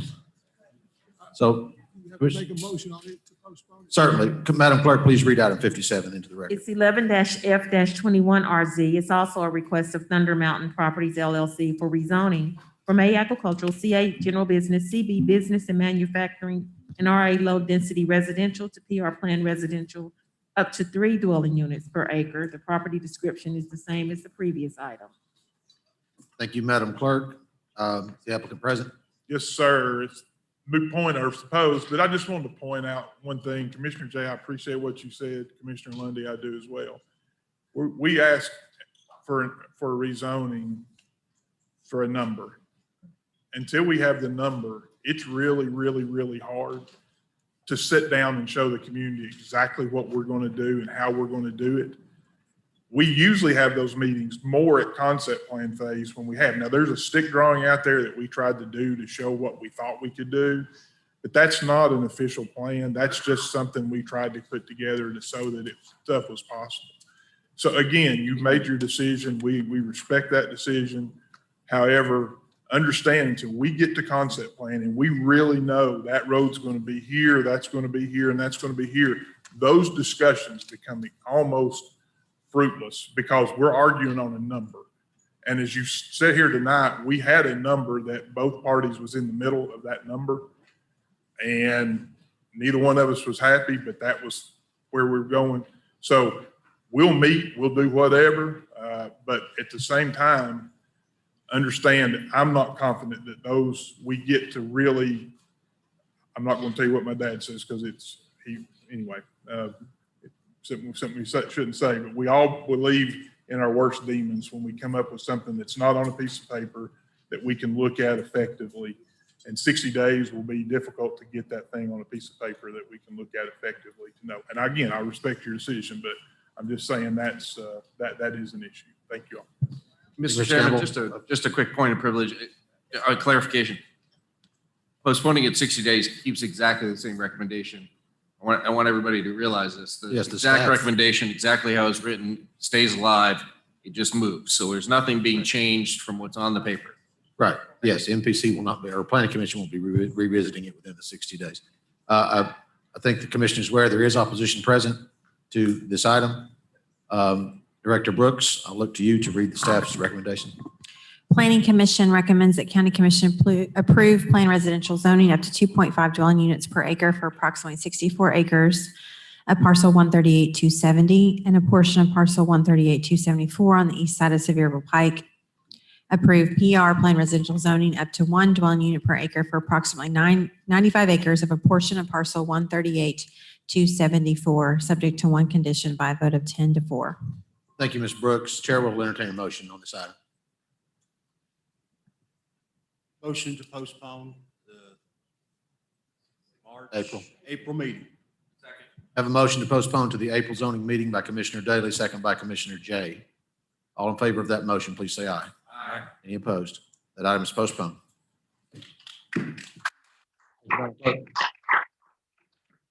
We have one ordinance to finish out our zoning meeting. Madam Clerk, would you please read item 58? It's ordinance O-22-2-101.